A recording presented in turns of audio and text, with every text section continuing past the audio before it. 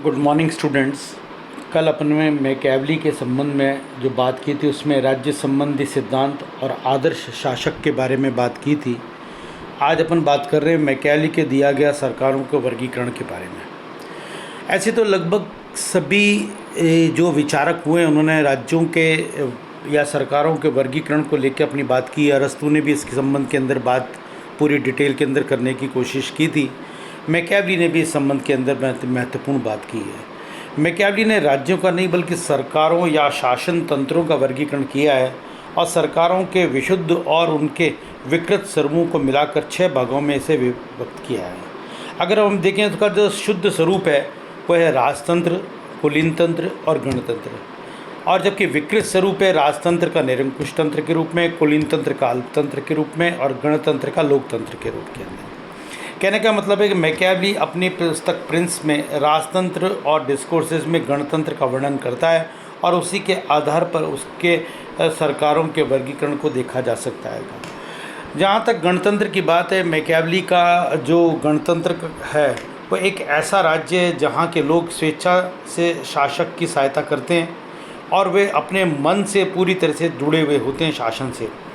उसमें आर्थिक असमानता कम पाई जाती है कि तांत्रिक राजा राजनीतिक एवं वैज्ञानिक संस्थाओं की स्थापना अधिक कुशलता से करता है और उसी के साथ अपना कार्य करता है। तीसरी, गणतंत्र में जनता की भूमिका भी होती है कि वो पूरी तरह से इन्वॉल्व होती है, वो देखने की कोशिश करती है कि राजा के साथ मिलकर कितना अच्छे तरीके से राज्य को स्थापित किया जा सकता है। इस प्रकार की स्थिति जनता की होती है। और जो चौथी बात है वो राजनीतिक भागीदारी निश्चित होती है कि प्रत्येक व्यक्ति राजनीतिक रूप से एक तरह से जुड़ा हुआ होता है। उसका एक जुड़ाव इस रूप में होता है कि वह भी राज्य का नागरिक है और राज्य का नागरिक होने के नाते वो सरकार को अपना परिचय दे और अपना परिचय देने के साथ में अपने अनुरूप जो कार्य कर सकता है वो करे और उसकी भागीदारी सुनिश्चित करने की कोशिश करे। ये गणतंत्र के रूप के अंदर मैकियावेली ने बताने की कोशिश की है। राजतंत्र, मैकियावेली ने अपनी पुस्तक प्रिंस में राजतंत्र की चर्चा की है और राजतंत्र के 3 प्रकार बताए हैं। पहला पैतृक राजतंत्र, दूसरा निर्वाचित राजतंत्र और तीसरा कृत्रिम राजतंत्र।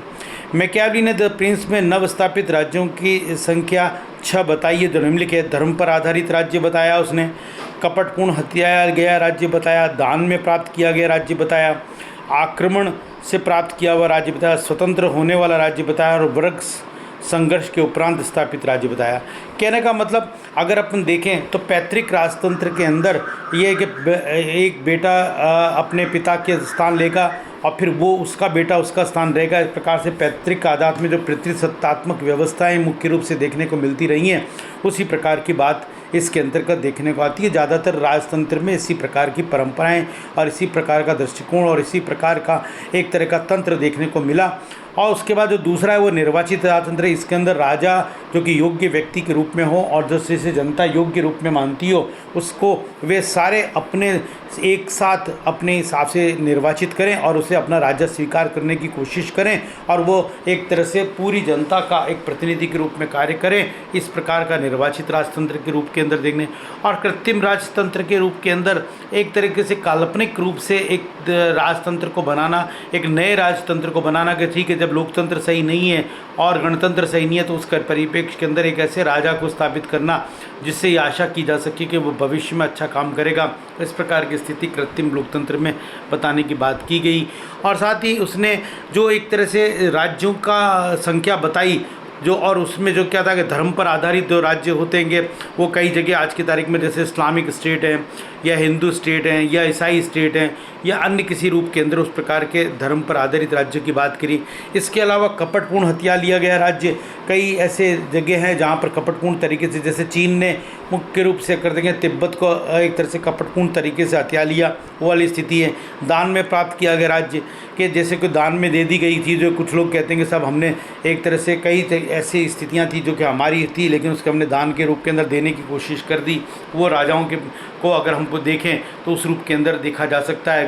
इस प्रकार की स्थिति। आक्रमण से प्राप्त किया हुआ राज्य अगर हम second world war, first world war के अंदर देखें तो कई इस प्रकार के क्षेत्र थे जिसके अंदर एक राजा ने या एक राज्य ने दूसरे राज्य पर आक्रमण करके ले लिया। उस ज़माने के अंदर जब मैकियावेली बात कर रहा है, जब इस प्रकार की स्थितियाँ बहुत अत्यधिक होती थी, वो इस राज्य इसके श्रेणी के अंदर आते हैं। फिर स्वतंत्र होने वाला राज्य, कई इस प्रकार जैसे भारत ने स्वतंत्रता आंदोलन के अंदर पूरी तरह से दूसरों जो साम्राज्यवादी शक्तियों थी उनके अगेंस्ट के अंदर एक तरह का आंदोलन चलाया और उसके बाद में एक स्वतंत्र राज्य के रूप के अंदर अपने आप को स्थापित करने की कोशिश करी वाला राज्य।